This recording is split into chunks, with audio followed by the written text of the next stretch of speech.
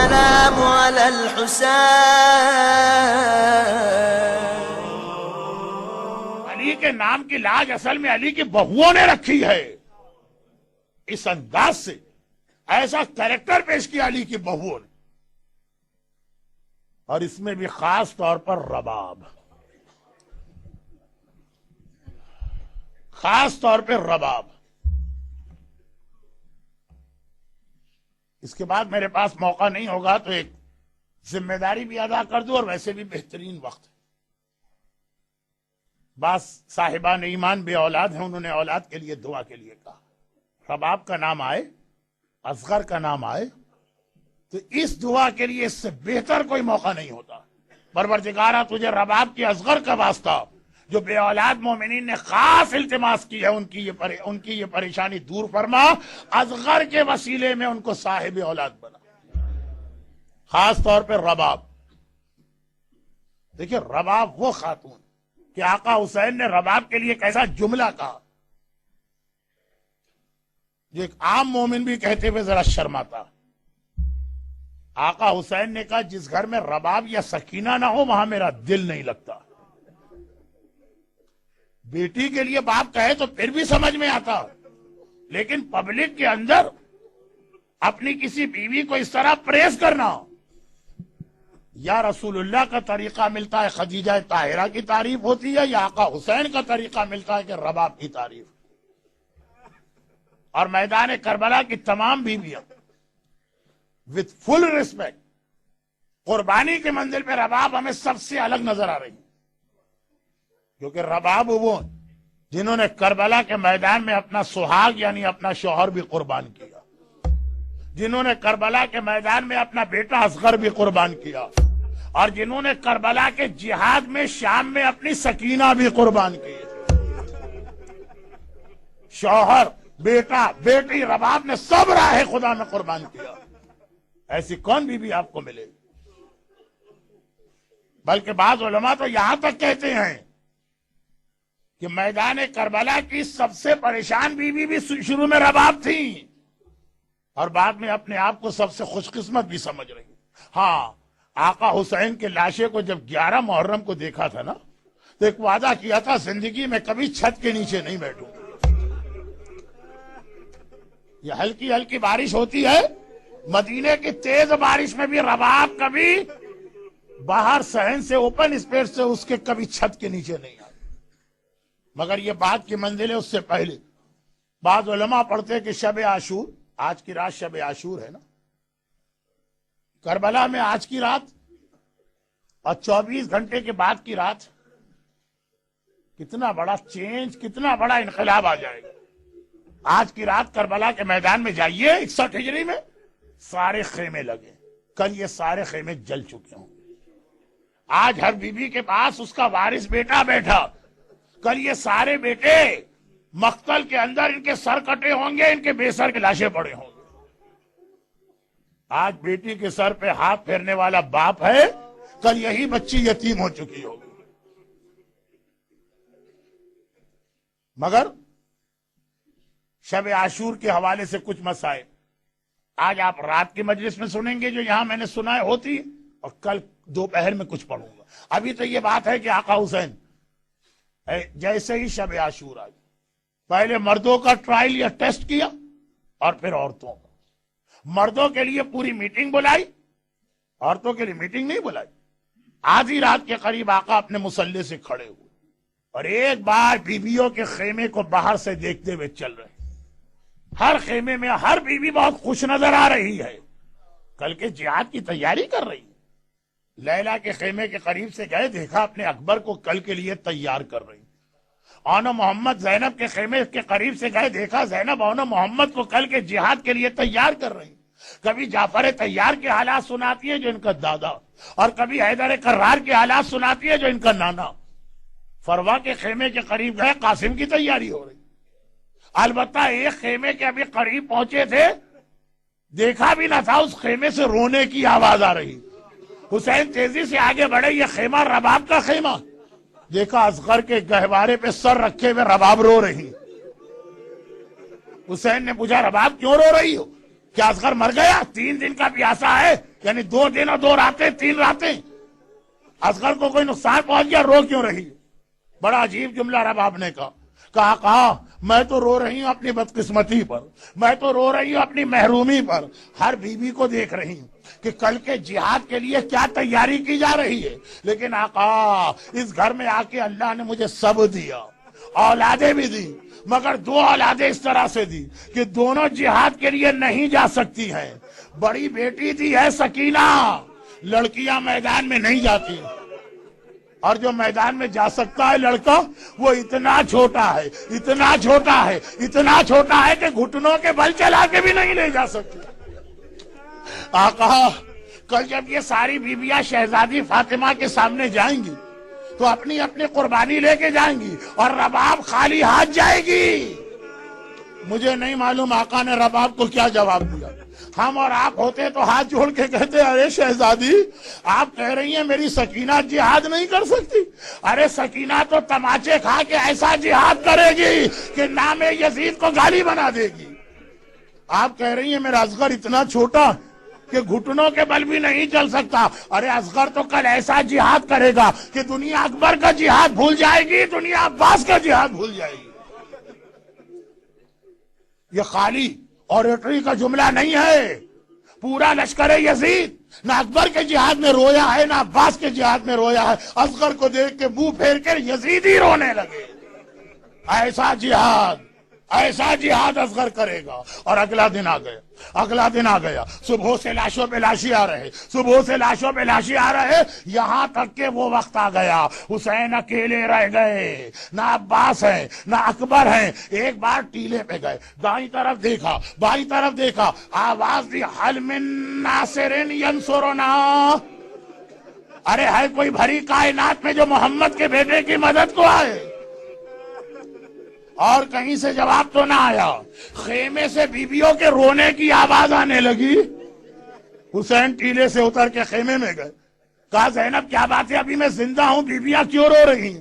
زینب نے کہا بھیا جیسے ہی تو نے حل من ناصرین کہا اصغر نے اپنے آپ کو گہوارے سے باہر گرا دیا۔ شاید یاد دلا رہے ہو بابا، ابھی آپ کا ایک ناصر باقی ہے، ابھی آپ کا ایک سپاہی باقی ہے، جب تک اصغر زندہ ہے استغاثہ بلند نہ کرے۔ ارے میں موجود ہوں۔ حسین نے اصغر کو گود میں اٹھایا اور ایک مرتبہ کہا کہ زینب میں حجت تمام کرنے کے لیے اس کو لے جا رہا ہوں۔ رباب نے دیکھا میرا ششمہ ہا، اللہ اللہ، یہ مصیبت بھی وہ ہے کہ خالی مائیں سمجھ سکتی ہیں، جن کی گودوں میں چھوٹے بچے ہیں صرف وہ ماں سمجھ رہی ہوگی رباب پہ کیا گزر رہی ہے۔ حسین نے رباب کو گود میں لیا، اصغر کو گود میں لیا۔ رباب نے دیکھا، گھبرا کے کہا آقا میرا اصغر کہاں جا رہا ہے؟ حسین نے کہا رباب میں مقتل میں لے جا رہا ہوں۔ کہا کہ ذرا اصغر کو میری گود میں دے دیجئے۔ حسین نے اصغر کو رباب کی گود میں واپس کیا، اصغر کو لے کے رباب خیمے میں جانے لگی۔ حسین نے کہا رباب کیا مقتل میں بھیجنے کا دل نہیں چاہ رہا؟ کہا گھبرا کے کہا نہیں آقا ایک اور بات ہے، تھوڑی دیر کے بعد لے کر آئی۔ تو حسین نے کیا دیکھا؟ رباب نے بچے کا نیا کرتا پہنا دیا ہے، بالوں میں کنگھی کر دی ہے، آنکھوں میں سرما لگا دیا ہے، بہت چھوٹا ہے مگر شیر خدا کا پوتا ہے، پورا سپاہی بن کے میدان میں جائے گا۔ میں نے کسی کتاب میں نہیں پڑھا، لیکن ایک اپنے استاد سے سنا ہے کہ وہ جاتے جاتے ایک بار رباب نے کہا اصغر بیٹا تھوڑی دیر کے بعد تو اپنی دادی کی گود میں ہوگا، اگر دادی کہیں کہ ماں نے منہ نہ دھلایا کہہ دینا اماں کے پاس پانی نہ تھا اس لیے اس حالت میں تھے۔ شیر خدا کا پوتا پوری شان کے ساتھ عباس جیسی شان کے ساتھ چلا اور ایک بار حسین کی گود میں میدان کربلا میں پہنچا، اور حسین نے کہا اصغر تم شیر خدا کے پوتے ہو، اپنی حجت خود تمام کرو۔ ارے کیا عباس و اکبر کی تلوار کا وہ اثر ہوگا؟ ادھر اصغر نے اپنے سوکھے ہونٹوں پر ننھی سی زبان پھیرنا شروع کی، سارا لشکر یزید منہ ڈھل کے ہاتھ پھیر کے رونے لگا۔ عمر سعد گھبرا گئے، ہرملا کے پاس آیا، ہرملا اقطع کلام الحسین، ہرملا اگر یہ بچہ کچھ دیر اور رہا تو بغاوت آ جائے گی، میری فوج میرے خلاف ہوگی، کسی طرح حسین کا کلام کاٹ دے۔ ہرملا نے کہا اچھا۔ ایک بار تیر اٹھائے، ایک بھال کا تیر بھی ہے 2 بھال کا تیر بھی ہے، 3 بھال کا تیر بھی ہے۔ 1 بھال کا تیر عرب میں آدمی کی گردن توڑنے استعمال ہوتا، اور 3 بھال کا تیر جب کسی گھوڑے کی گردن توڑنا ہو یا درخت میں سوراخ کرنا ہو۔ تیر کا اپنا وزن اصغر کے وزن سے زیادہ۔ ایک بار تیر اٹھایا، کہاں گھوڑے کی گردن، کہاں ششماہے کا ننھا سا گلا، اور کمان میں تیر لگایا، پھینکنا چاہتا ہے تیر، ہاتھ کانپے، تیروں کمان گر پڑے۔ دوبارہ کوشش کی، تیروں کمان گر پڑے، پھر کوشش کی، تیروں کمان گر پڑا۔ اس کا دوست سنان آیا، ہر مولا اگر کوئی مجھ سے پوچھے عرب کا سب سے بڑا بہادر کون ہے، میں تیرا نام لوں گا۔ ایک بچے سے ڈر گیا۔ اگر کوئی پوچھے عرب کا سب سے بڑا تیر انداز کون ہے، بچے سے ڈر گیا۔ کہا بچے کی بات نہیں ہے، ادھر تیر پھینکنا چاہتا ہوں۔ خیمے کا پردہ اس طرح ہلتا ہے جیسے بچے کی ماں در خیمہ پر یہ منظر دیکھ رہی ہے، ہائے ماں کے سامنے اس کے لال کو کیسے تیر کا نشانہ بناؤں۔ سنان نے کہا میں تیری آنکھ پہ ہاتھ رکھتا ہوں اور تو تیر چلا، اور ادھر ہاتھ رکھا، آنکھوں پر تیر چلا، اور ایک بار اصغر کے گلے میں اس طرح یہ تیر پیوست ہو گیا کہ ننھے شہزادے کا گلا ایک طرف سے دوسری طرف چھت کے رہ گیا، خون کا فوارہ بلند ہوا۔ آقا نے چلو بڑھا کے خون لیا، آسمان کو پھینکنا چاہتے ہیں، آسمان گھبرا کے کہتا ہے آقا یہ بے گناہ خون نہ آنے پائے ورنہ کبھی بارش نہیں ہوگی۔ حسین کے چلو میں اصغر کا خون ہے، حسین یہ خون زمین پہ پھینکنا چاہتے ہیں، ارے زمین کانپ اٹھی، آقا یہ بے گناہ خون نہ آنے پائے ورنہ زمین سے کبھی سبزہ نہ پیدا ہوگا۔ حسین کے ہاتھ میں خون ہے، آسمان کو دیکھا، زمین کو دیکھا، انکار آسمان کو ہے، راضی زمین نہیں۔ اصغر تیرے خون کا ٹھکانہ کہیں نہیں۔ اور ٹھکانہ کہاں بنا؟ آقا نے یہ خون لے کے اپنے چہرے پہ مل دیا۔ نانا رسول خدا کے پاس جاؤں گا، کہوں گا نانا ذرا دیکھیے آپ کی امت نے میرے ششماہے اصغر کو کس طرح شہید کیا۔ اب حسین اصغر کے گلے سے تیر نکالنا چاہتے ہیں، ادھر تیر کھینچا، ننھا بچہ 6 مہینے کا بچہ تڑپ اٹھا، تیر نہیں نکالا جا رہا۔ آقا اکبر کے کلیجے سے برچھی نکالنا مشکل تھا، یہ اصغر کے ننھے سے گلے سے 3 بھال کا تیر۔ حسین نے کہا اصغر بیٹا مجھے پتا ہے تو بہت چھوٹا، تجھے تکلیف ہو رہی ہوگی، مگر حیدر کرار کا پوتا ہے، عباس کا بھتیجا ہے، اکبر کا بھائی ہے، میں تیر نکالتا ہوں تڑپنا نہیں۔ اب بچہ نہ تڑپا مگر تیر کیا نکلا، اصغر کی جان بھی نکل گئی، ننھا سا لاشا۔ پورے کربلا کے جہاد میں عمر سعد اتنا پریشان کبھی نہ ہوا تھا جتنا اصغر کے وقت ہوا، اور پورے جہاد میں حسین اتنے پریشان کبھی نہ ہوئے تھے جتنے اصغر کے وقت ہوئے ہیں۔ کبھی نظر آیا آپ کو کہ کوئی لاشا لے کے حسین فیصلہ نہ کر پا رہے ہوں یہ لاشے کا کیا کرنا ہے؟ اصغر کا لاشا ہاتھ میں ہے۔ کل اعمال عاشورہ میں آپ 7 مرتبہ آگے بڑھیں گے، 7 مرتبہ پیچھے ہٹیں گے، وہ جملہ کہیں گے جو حسین کہہ رہے تھے۔ ننھا سا لاشا ہاتھ میں ہے، کبھی سوچتے ہیں خیمے میں لے جاؤں تو ماں کیسے دیکھے گی، کبھی سوچتے ہیں یہیں دفن کر دوں۔ 7 مرتبہ آگے بڑھے، انا للہ و انا الیہ راجعون، رضا بقضائک و تسلیما لامر۔ 7 مرتبہ آگے بڑھے، 7 مرتبہ پیچھے ہٹے، آخر میں یہ لاشا خیمے میں لائے۔ رباب نے دیکھا، ایک ہی جملہ کہا، یا بنیا امثلو کا ینہار، ارے 6 مہینے کا جانور بھی ذبح نہیں ہوتا، ہائے میرا ششماہا، ہائے میرا اصغر۔ اور جب گہوارے کو دیکھتی ہوں گی فریاد کرتی ہوں گی۔ بس ایک آخری جملہ سن لیجیے۔ اگلا دن آیا، عمر سعد نے کہا اصغر نظر نہیں آ رہا، شمر نے کہا میں ڈھونڈتا ہوں، نیزہ ہاتھ میں لے کے چلا کربلا کی زمین پہ،